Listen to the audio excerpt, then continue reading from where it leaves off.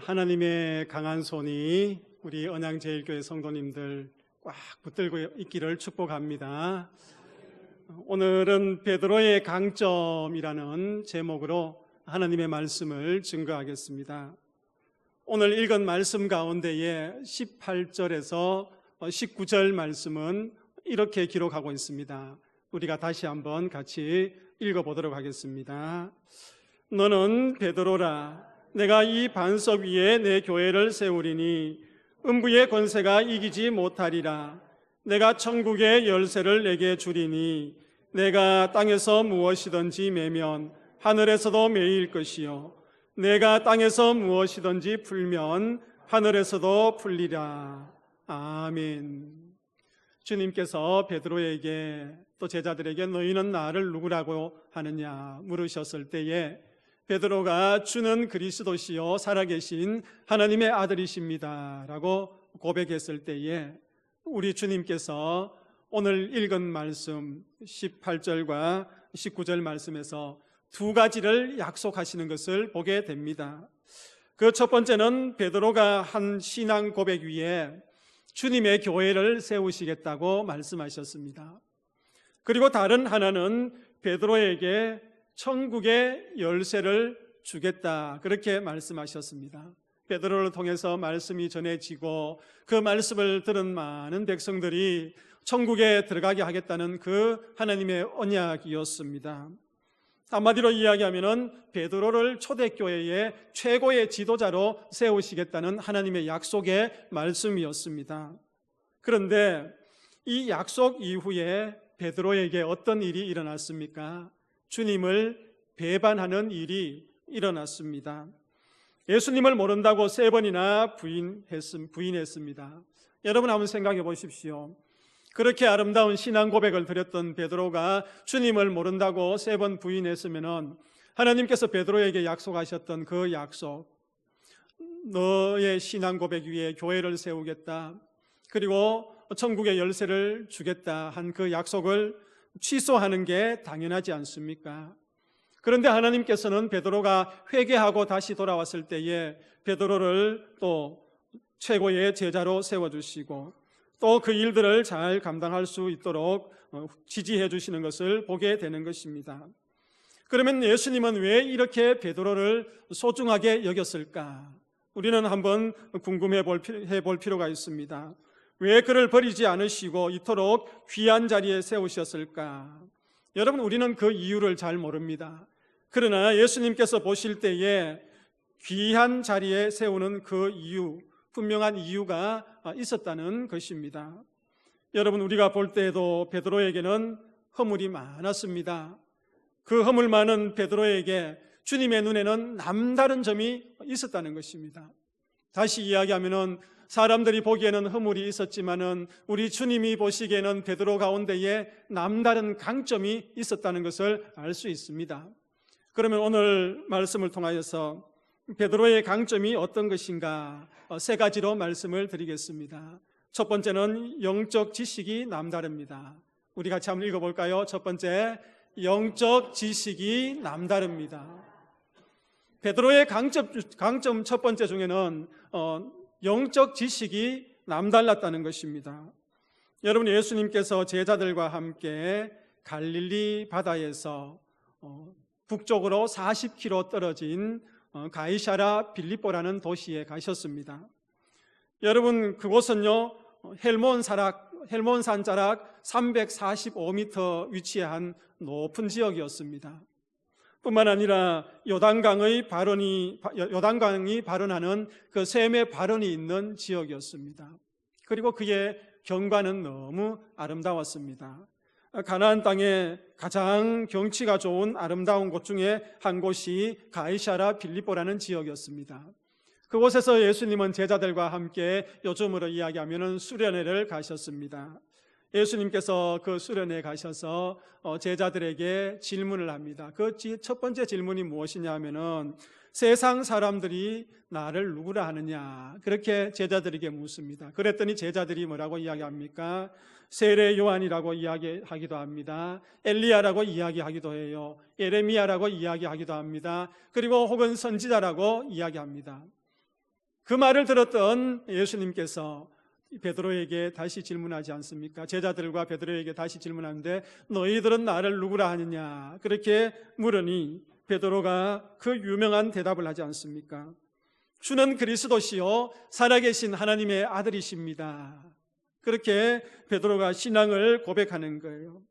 얼마나 귀한 고백입니까? 주님이 기대했던 그 신앙의 고백이었습니다. 그래서 그 베드로를 향하여서 우리 주님께서는 무엇이라고 이야기합니까? 바요나 시모나 내가 복이 있도다 그렇게 말씀하시는 거예요. 이를 내게 알게 하신 이는 혈육이 아니요 하늘에 계신 내 아버지다라고 이야기하고 있습니다. 사람의 말로는 그것을 알 수 없다는 것입니다. 너가 한 그 신앙의 고백을 알 수 있게 한 분은 바로 하나님 아버지라고 이야기하고 있는 것입니다. 여기서 중요한 것이 바로 이것입니다. 베드로가 답한 이 예수님에 관한 지식, 예수님에 관한 신앙의 고백은요, 영적인 지식이었습니다. 이 영적인 지식은 사람들에게서 얻을 수 있는 게 아닙니다. 여러분, 사람들에게 배울 수 있는 것이 아니고 하나님께서 가르쳐 주시고 하나님께서 계시하신 것을 열어주실 때에 이 영적인 지식이 열어질 수 있다는 것을 우리는 알 수 있는 것입니다. 그런데 이 놀라운 지식을 처음 갖게 된 사람이 누구였다고요? 베드로였다는 것입니다. 이 영적인 지식, 이 신앙의 고백을 베드로가 했다는 것입니다.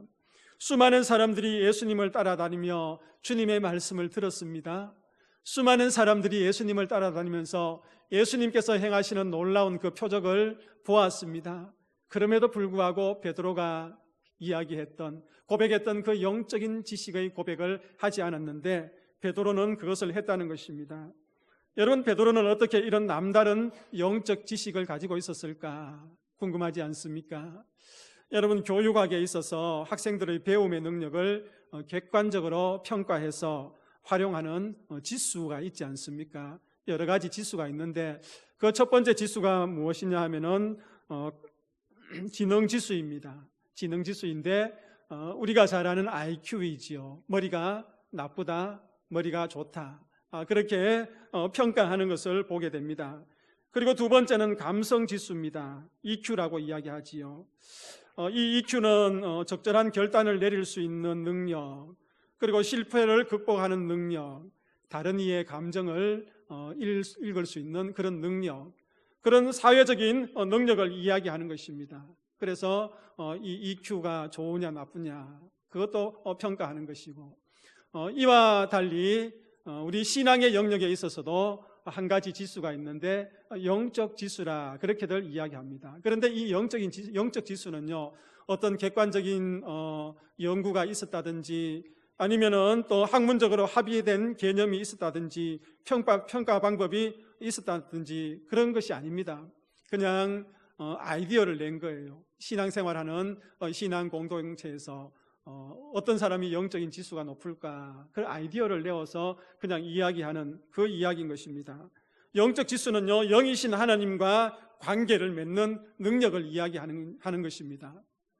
저와 여러분들이 하나님과 영적으로 어떤 관계를 맺어나가는가, 그것을 보면서 저 사람은 영적인 지수가 높다, 영적인 지수가 낮다, 그렇게 이야기할 수 있는 것입니다. 눈에 보이지 않는 하나님을 어떤 상황에도 믿을 수 있는 것, 그 사람은 영적인 지수가 높은 것이지요.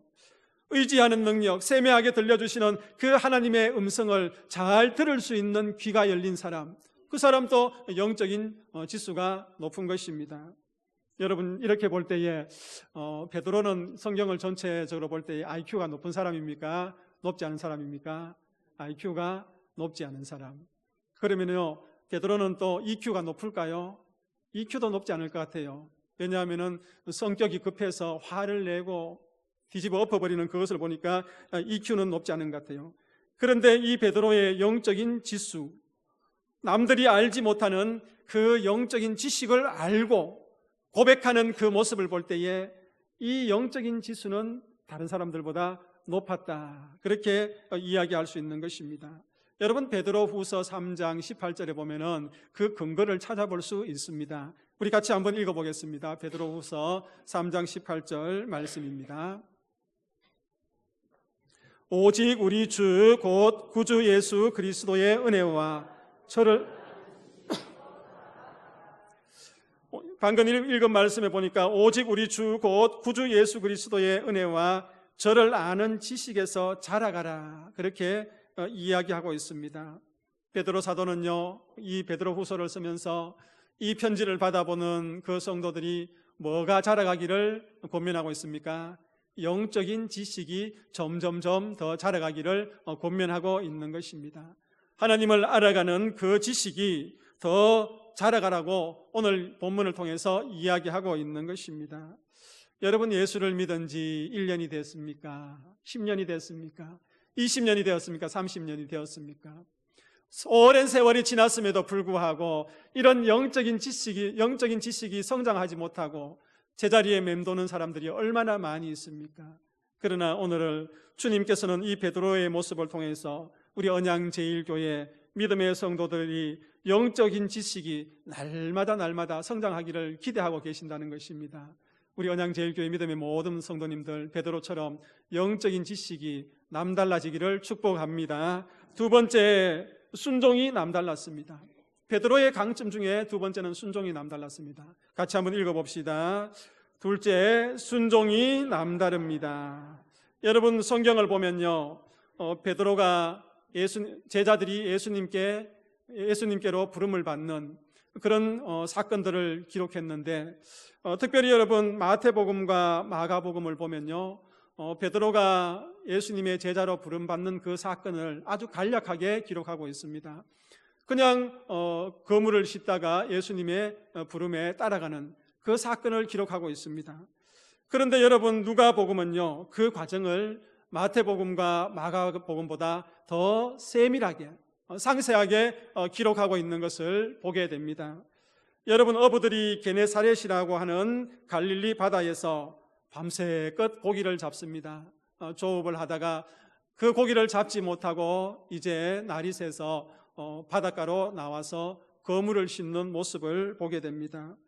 거물을 싣는데 그 거물을 싣는 모습을 보고 주님께서 그들에게 다가옵니다. 다가와서 베드로에게 뭐라고 이야기합니까? 배를 띄워라고 이야기하지 않습니까? 그리고 배를 띄우고 그 배 위에서 주님께서 그 사람들에게, 제자들에게 말씀을 가르치요. 말씀을 가르친 후에 뭐라고 이야기합니까? 그 배의 주인 베드로에게 그물을 깊은 곳에 내리라, 그렇게 말씀합니다.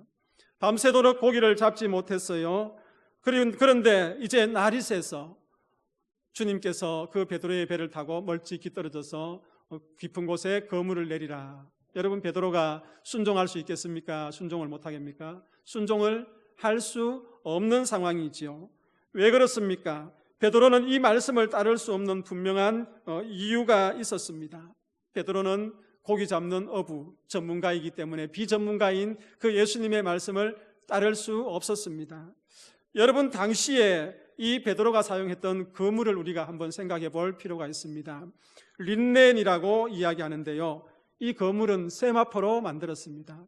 세마포로 만들었기 때문에 이 그물을 통해서 밤새도록 고기를 잡은 후에는 반드시 아침에 그물을 깨끗하게 씻어서 말려야 되었습니다. 그렇지 않으면 그물이 썩어서 사용할 수 없었습니다. 그래서 어부들이 아침에 그물을 씻고 있었던 것입니다. 이것보다 더 큰 문제가 하나 있었는데, 여러분, 오늘날 쓰이는 이 그물은 나일론으로 만들었지 않습니까? 그리고 투명하기 때문에 저녁이든 밤이든 그 그물을 내리면 고기 눈에 잘 띕니까? 안 띕니까? 눈에 잘 띄지 않아서 사용하기에 괜찮지만은 베드로 당시에 사용해야 했던 그 그물 나일론은요, 굵기가 굵었습니다. 투명하지 않습니다. 밤에는 모르겠지만은 낮에 그 그물을 내리면 어떻습니까? 고기에 눈에 띄기 때문에 고기를 잡을 수 없는 그런 상황입니다. 여러분, 한번 생각해 보십시오. 이제 해가 중천에 떴습니다. 그리고 그 굵은 그물을 바다에 내릴 때에 고기가 도저히 잡힐 수 있는 상황이 아니었습니다. 그런데 주님께서 베드로에게 어떻게 합니까? 깊은 곳에 가서 그물을 내리라, 그렇게 이야기합니다. 그러나 베드로는 불순종할 수 있는 그 상황 가운데에 어떻게 했습니까? 주님의 말씀에 순종해서 그물을 내리는 것입니다. 여기서 우리가 한번 깊이 생각해 봅시다. 순종할 수 없는 그 상황 가운데에 어떻게 베드로가 순종할 수 있었을까? 우리는 그 흔적, 그 근거를 누가복음 5장 5절에서 찾아볼 수 있습니다. 여러분, 누가복음 5장 5절을 같이 한번 읽어보겠습니다. 함께 읽습니다. 선생님, 우리들이 밤이 새도록 수고하였으되 잡은 것이 없지만은 말씀에 의지하여 내가 그물을 내리이다. 아멘. 여러분, 베드로가 볼 때 분명히 예수님의 명령에는 문제가 있었습니다. 순종할 수 없었습니다. 그런데 오늘 본문에 보니까 베드로가 무엇에 의지하여 그물을 내립니까? 말씀에 의지하여 그물을 내린다. 그렇게 이야기하고 있습니다. 베드로는 이 명을 받기 전에 예수님께서 자기 배에게 오르셔서 무리를 향하여 말씀을 가르친 그 사실을 알고 있었고 또 그 역시 거기에서 말씀을 들었습니다. 그물을 싣는 어부들에게 찾아와서 배를 띄우게 하셔서 맨 먼저 하신 것이 말씀을 가르쳤습니다. 말씀을 가르치신 거예요. 그리고 그물을 내리라고 이야기했습니다. 여러분, 베드로가 주님의 말씀을 들었죠. 그래서 오늘 본문에 보니까 분명히 뭐라고 이야기합니까? 말씀에 의지하여. 베드로가 그물을 내릴 수 없는 상황 속에서 내리며 순종할 수밖에 없었던 그 이유는 베드로의 심령 가운데에 무엇이 사로잡고 있었기 때문입니까? 하나님의 말씀이 사로잡고 있었기 때문에 그 베드로를 순종의 길로 이끌 수밖에 없는 것입니다. 순종할 수 없는 상황에서 베드로를 순종할 수밖에 없었던 그 이유, 베드로는 말씀에 압도당하였기 때문인 것입니다. 하나님의 살아계신 그 말씀이 베드로의 심령을 압도하고 있었기 때문에 순종할 수 없는 그 상황 속에서 순종하고 아멘할 수밖에 없었던 것입니다. 사랑하는 믿음의 성도님들, 하나님 앞에 순종은 이렇게 하는 것입니다. 내가 의지적으로 순종을 하려고 할 때에 그렇게 되지 않을 때가 얼마나 많이 있습니까? 그러나 베드로는 성령이 충만하고 또 말씀이 충만할 때에 그 말씀에 압도당하여서 하나님 앞에 순종하면서 그물을 내리는 모습을 보게 되는 것입니다. 사랑하는 우리 언양제일교회 믿음의 성도들 한 분 한 분 예배 가운데에 또 여러분들이 말씀 읽을 때에 그 하나님의 말씀이 여러분들의 심령을 압도하기를 축복합니다. 하나님께서 하나님의 말씀이 압도할 때에 우리가 순종할 수 있는 그 사실, 그것이 우리에게 얼마나 큰 축복인지 우리는 알 수 있는 것입니다. 세 번째 베드로의 강점은요, 회개가 남달랐습니다. 우리가 같이 한번 읽어볼까요? 세 번째, 무엇이 남달랐다고요? 회개가 남달랐습니다. 회개가 남달랐어요. 여러분, 베드로가 예수님을 부인한 뒤에 회개하는 이야기가 사복음서 4곳에서 기록이 되어 있습니다. 여러분, 이 사복음서 4곳에서 이 이야기가 다 기록이 되어 있다는 것은, 베드로가 회개한 사건이 기록되어 있다는 것은 이 사건이 얼마나 큰 충격이었고 얼마나 큰 영향력이었냐를 잘 이야기해 주고 있는 것입니다.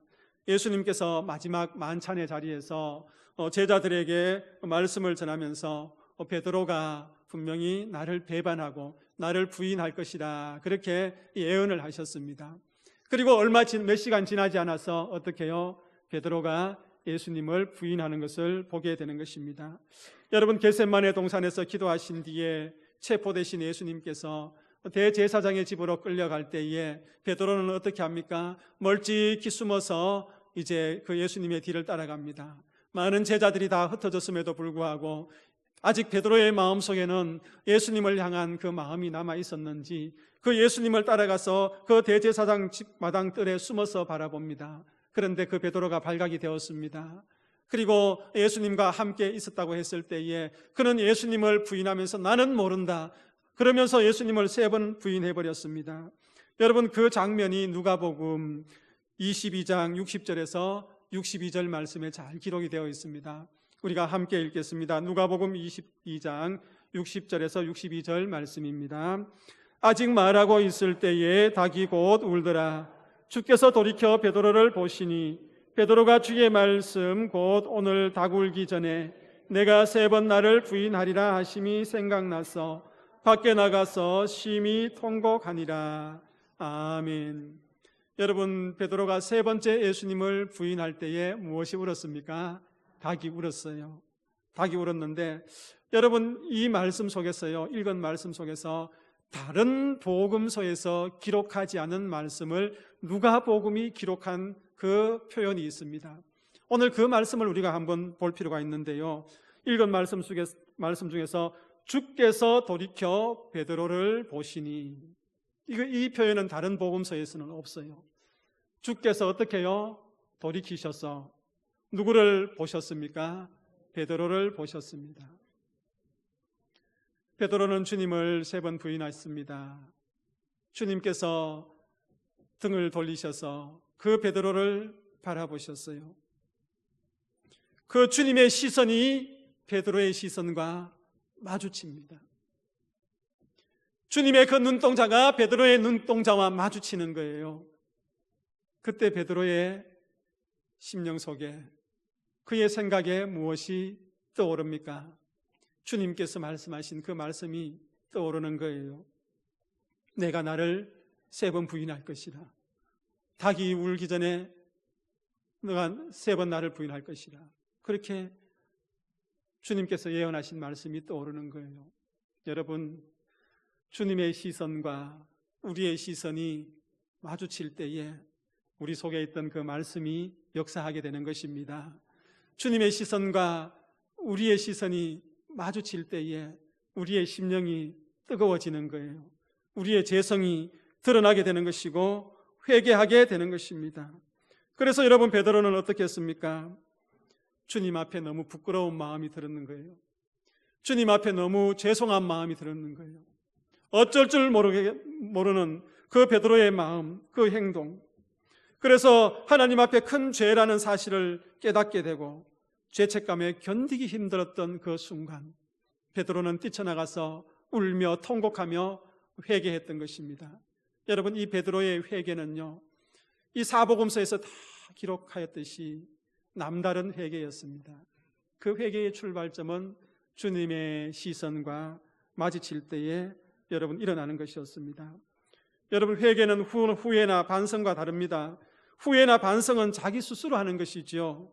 자기가 잘못했다고 뉘우치고 앞으로 잘 해보겠다고 다짐하고, 또 어떤 이들은 극단적인 결단을 해서 생명을 던지기도 하지 않습니까?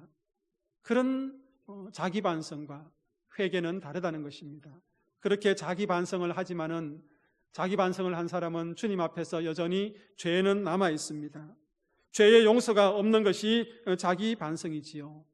그러나 베드로는 주님과 시선이 마주쳤을 때에 자기의 그 허물과 그 죄를 통곡하며 회개하였고, 다시금 예수님께서 사랑하는 그 제자로 세워지는 것을 보게 되는 것입니다. 우리 사순절을 지내면서 여러분, 우리의 심령 가운데에 베드로와 같은 그런 마음들이 부어지기를 축복합니다. 영적인 지식이 점점 더 깊어지고, 정말 말씀에 의지하여서 말씀이 우리를 지배할 때에 주님 앞에 순종함이 더해가고, 또 주님과 우리의 시선이 마주칠 때에 정말 우리의 심령 가운데에 통곡하며 회개하며 우리가 정결한 삶을 살아가는 그런 은혜가 있기를 축복합니다. 기도하겠습니다. 오늘 허물 많은 그 베드로의 삶을 말씀을 통해서 돌아보았습니다. 베드로가 주님의 시선과 마주칠 때에 회개함이 있었고, 주님의 말씀에 의지하였을 때에 말씀이 베드로의 심령을 또한 지배하여서 순종함이 있었고, 또 영적인 성장이 있는 그런 삶을 살아가는 것을 보게 됩니다. 사순절 기간 동안에 이 베드로의 강점을 우리의 강점으로 만들어가는 언양제일교회 공동체 식구들 다 되게 하여 주옵소서. 예수 그리스도의 이름으로 기도하옵나이다. 아멘.